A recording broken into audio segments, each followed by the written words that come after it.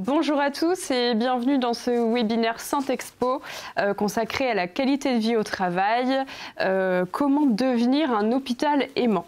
Alors nous allons, vous vous en doutez, évoquer la qualité de vie au travail ou comment en faire un véritable levier d'attractivité et de fidélisation des professionnels pour les établissements de santé.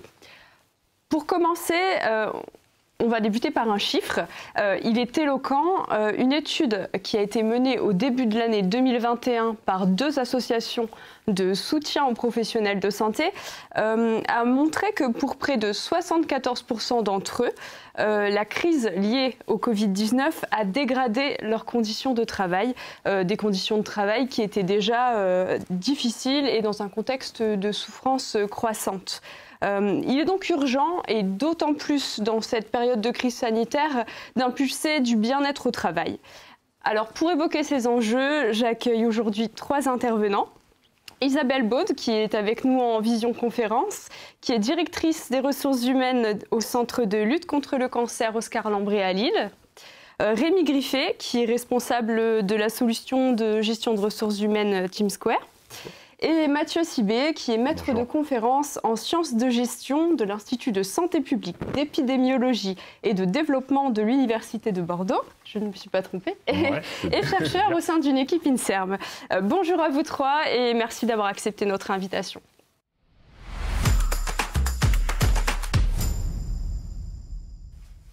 Mathieu Sibé, nous allons commencer cette table ronde avec vous.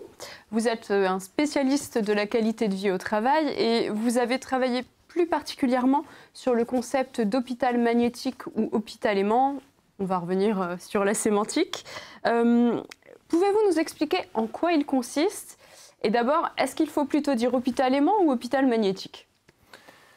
Merci. Du coup, vous savez, j'ai commencé de manière un peu anecdotique. Mais quand j'ai commencé à m'intéresser à cette notion, c'était vers l'année 2009 à peu près, 2010, quand je cherchais sur un moteur de recherche hôpital magnétique, les résultats c'était IRM, vous voyez, et donc c'est pour ça que j'aime bien votre question sur la sémantique, parce que ça... C'est vrai que moi j'ai plutôt tendance à parler d'hôpital aimant parce que au premier sens comme au sens figuré, je trouve que ça veut dire davantage de choses, c'est-à-dire que c'est un établissement, un hôpital magnétique, c'est un établissement qui a la capacité à attirer et à fidéliser les professionnels, du moins qui possède des caractéristiques organisationnelles et managériales qui favorisent les conditions de travail des professionnels de santé. Et donc c'est un concept de gestion des ressources humaines, de gestion des effectifs. Et puis aujourd'hui, la manière la plus simple de le définir, ça serait peut-être de dire que c'est un établissement où il fait bon travailler et qui en est un où il fait bon se faire soigner. Donc en fait, qui arrive à concilier qualité de vie au travail et qualité des soins et sécurité des prises en charge.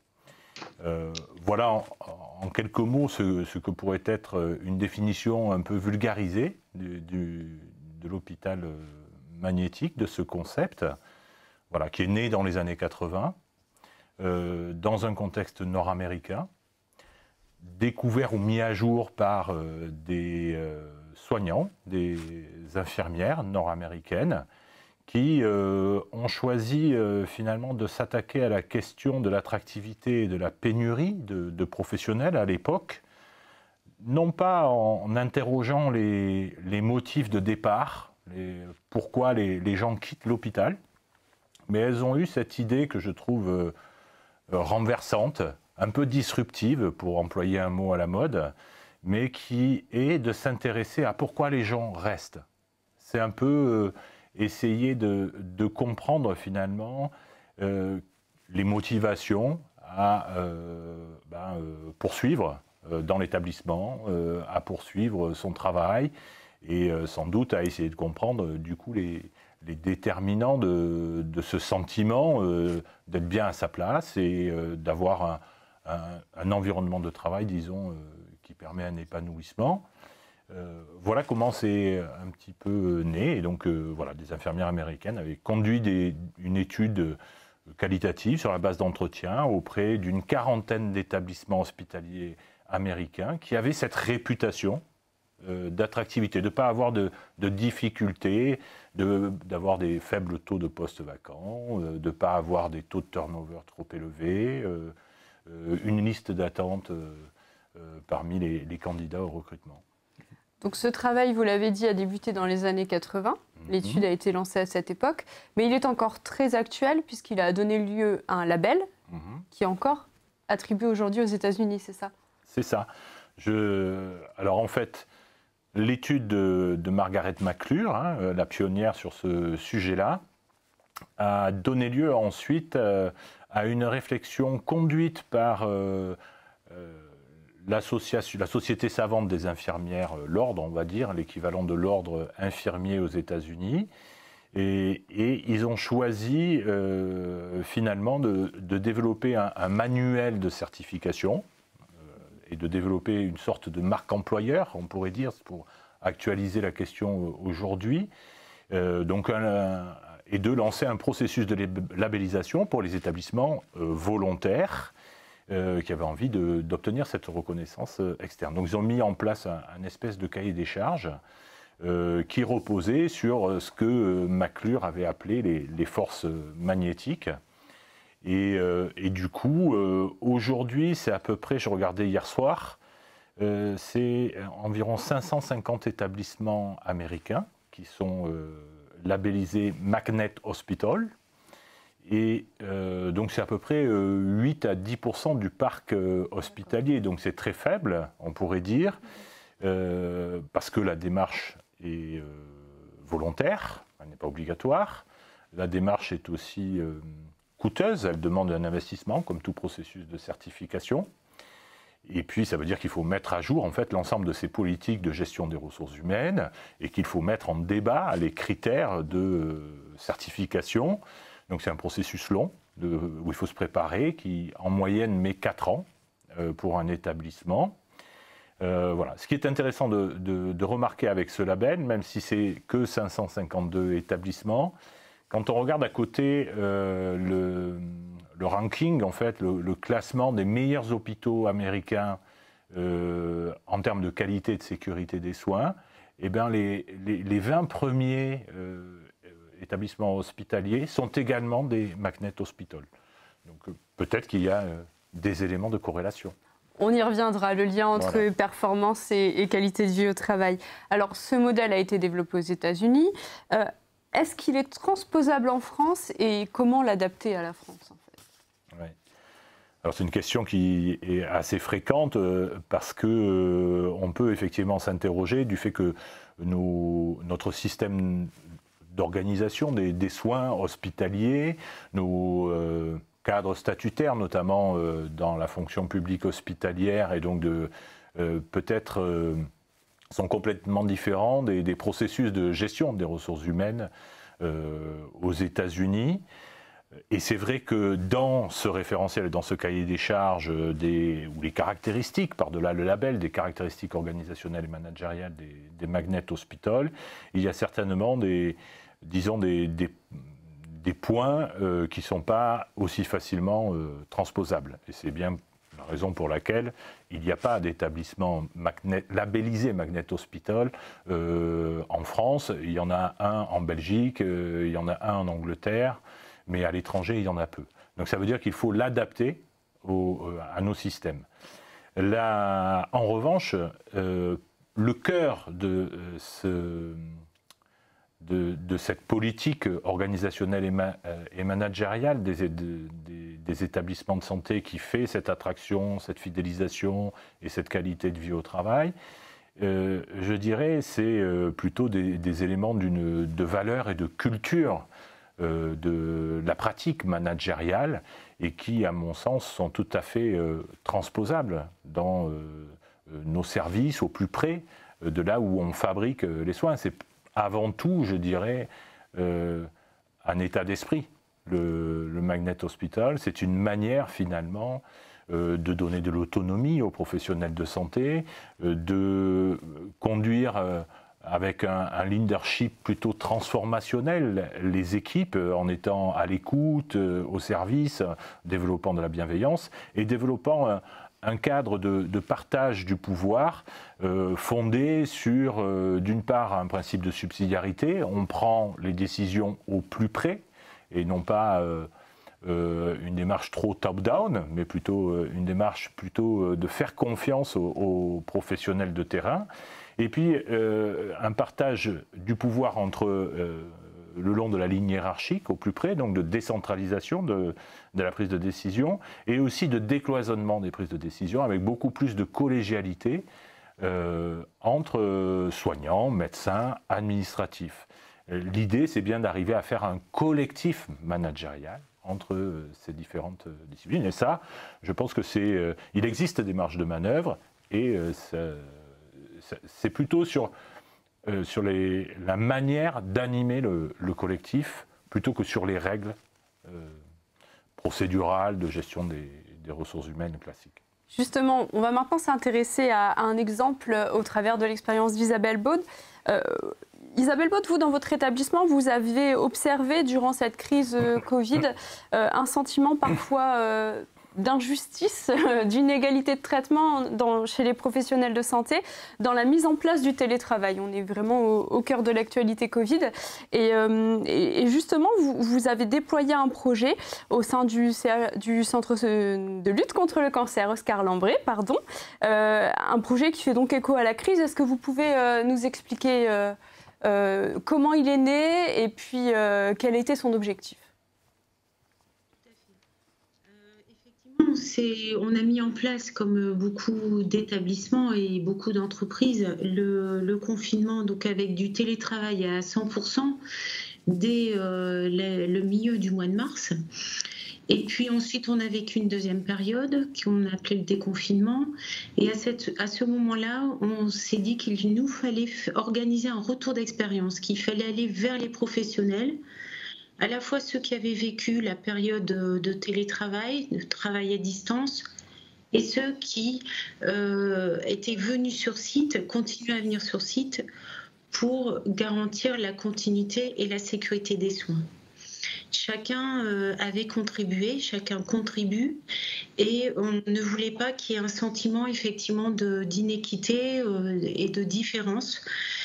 On s'est intéressé donc au vécu. On a missionné donc un cabinet de conseil sur l'évaluation de ce retour d'expérience, et on a eu des conclusions intéressantes. Et par rapport à ce que vient de dire Monsieur Sibé, justement, ce qui est ressorti, c'est ce sentiment de fierté, d'utilité et d'appartenance qui est ressorti finalement, quelle que soit la situation de travail, que l'on soit effectivement sur site ou à distance. Et c'est vraiment un élément de cohésion du collectif de travail, et effectivement dans des corps professionnels assez différents dans leur métier. Et ça met bien en valeur que c'est ce sens au travail qui permet ce collectif et finalement au personnel de retrouver ce sentiment d'équité. Chacun a contribué. C'était à nous aussi au niveau de la direction de mettre en œuvre ces ponts et ces moyens de communiquer par la participation justement du personnel à cette enquête, pour mettre à plat éventuellement aussi les ressentis, parce qu'il y avait des ressentis effectivement de dire nous on est obligés de venir alors que d'autres ont pu rester chez eux, entre parenthèses, entre guillemets plutôt. Or chacun avait vécu une situation difficile de part et d'autre. Parmi ceux qui étaient obligés de venir et qui sont au contact du patient, qui ont pu avoir ce sentiment d'inégalité plus fort peut-être, il y a les soignants. Vous m'aviez expliqué en préparant ce webinaire qu'eux aussi avaient certaines missions qui pouvaient relever du télétravail. C'est ce qu'a démontré votre étude ? Exactement, parce qu'on s'est intéressé finalement aux activités plus qu'aux métiers. Et on a déjà adapté d'ailleurs notre contexte de télétravail en conséquence. Et ça, c'est sûrement ce qu'on va aussi garder après la période Covid, j'espère pouvoir s'achever, pour pouvoir garder le meilleur aussi de ce que cette épreuve, de ce que cette crise apporte. Et on s'est aperçu qu'effectivement, les managers étaient amenés à analyser plus finement les activités avec leurs équipes et de pouvoir se dire que tous les métiers pouvaient envisager du travail à distance, pouvaient envisager du télétravail. Ça, c'était quand même très nouveau par rapport à ce qu'on se représente des métiers à l'hôpital. Est-ce que vous avez des exemples, des activités infirmières, par exemple, qui peuvent être faites à distance ? Sûr. Alors, nous, vous savez que nous avons une activité essentiellement en cancérologie.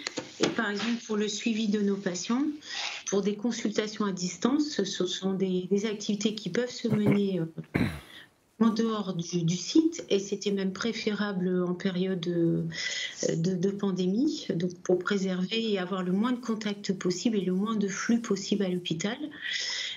C'est également donc au niveau médical, des téléconsultations. Évidemment, ce n'est pas possible dans tous les cas, mais à chaque fois que c'est possible, nous l'organisons. Et puis également dans le travail des médecins, des praticiens, pour lesquels on a vraiment une démarche aussi d'attractivité et de fidélisation. Leur activité réclame de pouvoir se consacrer à des missions d'enseignement, de recherche. Et on développe le concept de temps protégé pour ces professionnels. Donc de pouvoir identifier des temps où ils vont pouvoir se concentrer sur des travaux qui ne sont pas des consultations, des interventions ou des actes. Donc ça aussi, ce sont des activités qui peuvent se mener à distance et qui contribuent à cet équilibre vie professionnelle, vie privée.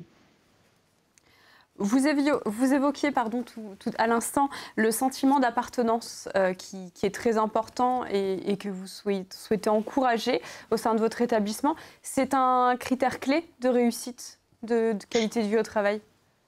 Complètement. La qualité du travail bien fait que peut ressentir le professionnel va contribuer effectivement à sa qualité de vie au travail. Pour les soignants, pour les professionnels, bien prendre en charge les patients, recevoir aussi de leur part ce message de reconnaissance. Et ce sont des témoignages quotidiens. Et ils ont ce retour, surtout dans un établissement comme le nôtre qui est réputé pour sa qualité des soins. Ça, c'est un élément essentiel de la qualité de vie au travail. Merci. Rémi Griffet, en tant que responsable d'une solution d'emploi, vous mettez l'accent sur l'importance de l'image employeur dans la fidélisation des professionnels, et y compris dans le secteur de la santé. Est-ce que vous pouvez nous en parler ? Oui, tout à fait. On est dans un secteur où on a des métiers qui sont en pénurie. C'est-à-dire qu'il y a beaucoup plus d'offres que de demandes, ce qui signifie que recruter, c'est difficile. Donc, si on veut éviter de recruter massivement, déjà, il y a un premier élément qui est important, c'est de fidéliser son personnel. Ça évite, de fait, d'avoir à recruter massivement. Un des enjeux de la qualité de vie au travail, c'est justement de fidéliser.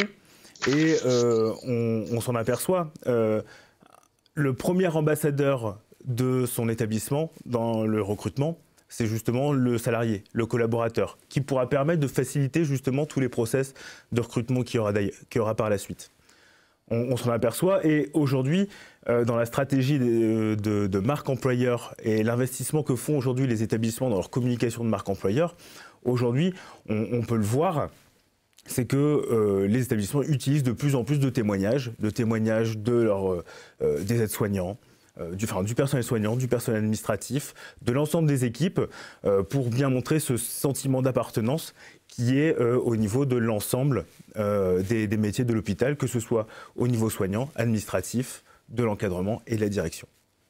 D'accord. Isabelle Poth, je me tourne à nouveau vers vous.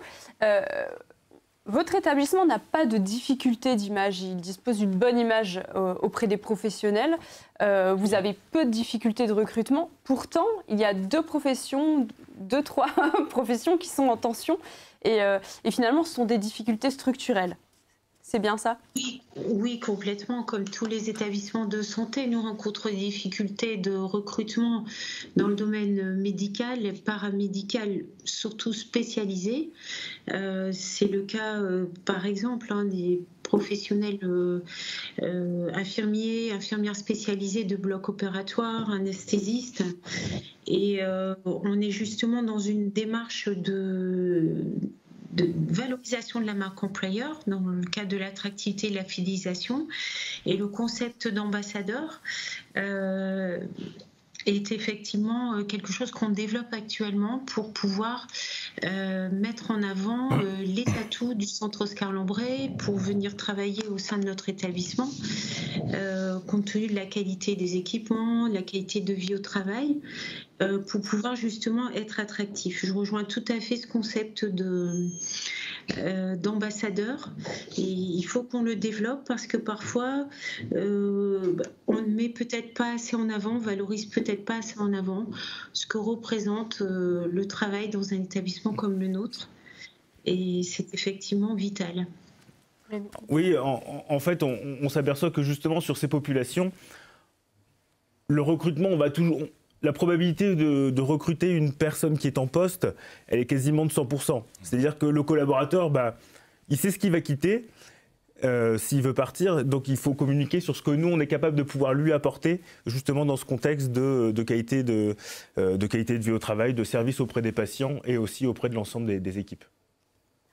Mathieu Sibé, la gestion adéquate des effectifs, c'est l'un des axes importants de l'hôpital Aimant. Est-ce que vous pouvez nous expliquer en quoi une bonne gestion des effectifs, des pénuries de professionnels et puis plus largement aussi de l'absentéisme est un levier de qualité de vie au travail ? Rapidement, parce qu'on va être pressé par le temps. Ouais.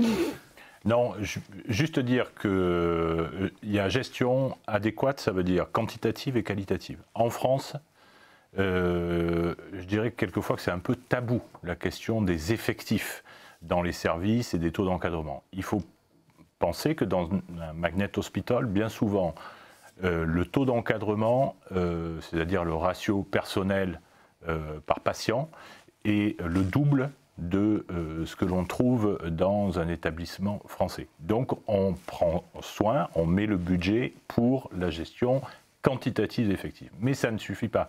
C'est-à-dire qu'il faut aussi une gestion qualitative, ça veut dire recrutement de personnes qualifiées au bon poste, qui seront à l'aise dans leurs compétences et dans leur emploi, accompagnement, intégration de ces professionnels, mentorat le plus possible de ce type-là, développement professionnel, formation et accompagnement à la qualification, à la meilleure expertise.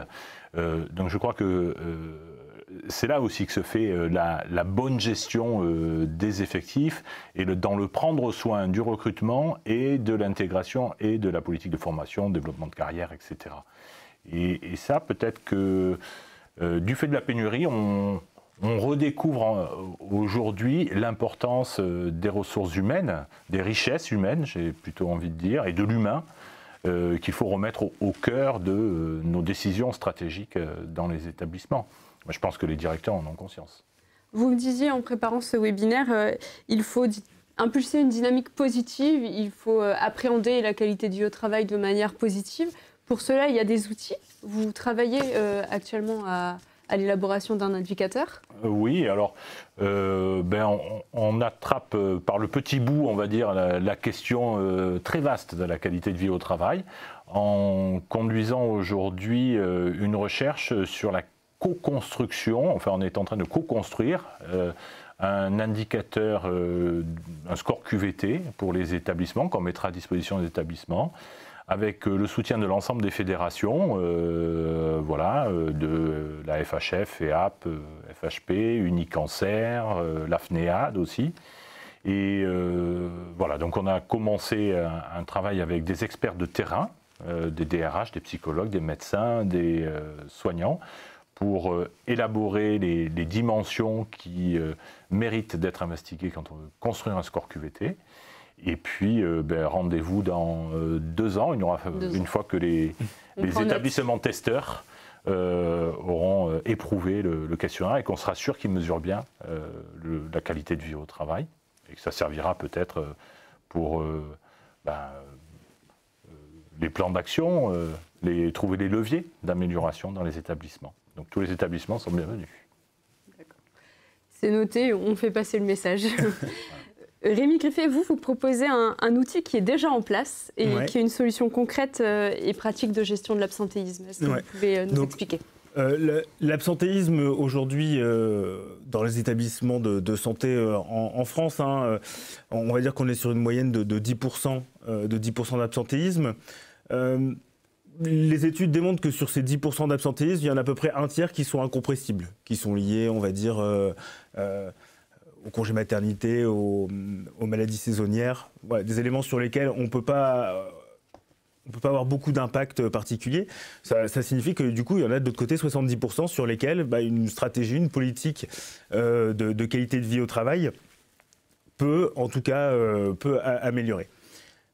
Quand on parle d'absentéisme, il y a déjà à partir du moment où on a une absence qui est déclarée, c'est est-ce qu'on la remplace ou pas? C'est déjà la première question. Et après, une fois qu'on a décidé de remplacer, c'est comment on remplace. Aujourd'hui, dans beaucoup d'établissements, c'est un process qui est très, très chronophage, qui est difficile. On fait souvent rappel à ses salariés sur leur temps de repos.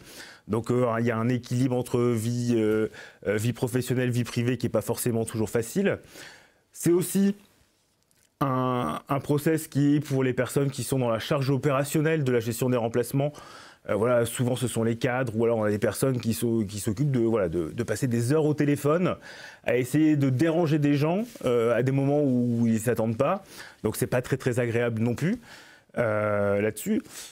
Et puis TeamSquare, c'est aussi un outil qui permet de centraliser l'ensemble des informations qui sont liées à l'absentéisme, de pouvoir avoir des études. On parlait tout à l'heure dans le Magnet Hospital, on parlait des effectifs, c'est savoir aussi gérer ses effectifs, c'est savoir aussi anticiper toutes ces démarches-là. Et donc c'est un outil qui est vraiment transversal, qui s'adresse à l'ensemble des catégories de personnel au sein de l'établissement. Et je pense que c'est un élément qui est important dans la QVT et dans tous les projets QVT où on met au centre du projet l'ensemble des couches de la population, des collaborateurs qui travaillent à l'hôpital, le soignant, l'encadrement et la direction. Est-ce que vous avez des retours de certains établissements? On a des retours, on est déployé dans pas mal d'établissements. Après, c'est des retours qui sont toujours liés parce que c'est un outil qui s'adapte à l'organisation de l'établissement, c'est-à-dire que TeamSquare, c'est un outil. Donc l'outil, on en fait ce qu'on en veut, on doit le manager. Donc oui, on a des résultats qui sont assez probants, si tant est qu'ils sont mis en place dans le cadre d'un projet collectif de qualité de vie au travail, mais on peut avoir, notamment au moment de la crise, où on a eu des recours à des effectifs, où on devait avoir du recours à des renforts très spécialisés, sur des services d'urgence où on avait plus de 85% de demandes de remplacement qui étaient pourvues en moins d'un quart d'heure. Donc avec de tels chiffres, on a des équipes qui sont mobilisées, donc ça permet de rebondir sur le sentiment d'appartenance à son établissement. Et de deux, c'est qu'on a des personnes qui sont, on va dire, dans cette gestion opérationnelle, voilà, les tâches qui sont chronophages et sans grosse valeur ajoutée, concrètement, c'est l'outil qui s'en occupe. On comprend qu'il y a un gain de temps et, in fine, un impact sur la qualité des soins, la performance de l'établissement. Je pense que c'est toujours ce qui est au cœur des préoccupations de l'ensemble des acteurs qui se retrouvent autour de la réflexion sur la qualité de vie au travail. La préoccupation principale, elle est toujours de garantir une continuité, une qualité des soins auprès de l'ensemble des patients. Ça, c'est vraiment un dénominateur commun qu'on retrouve auprès de l'ensemble des interlocuteurs avec lesquels on est amené à échanger dans ce cadre-là. Mathieu Sibé, vous vous êtes penché aussi sur cette dimension, vous l'avez évoqué brièvement au début, le lien entre performance et qualité de vie au travail.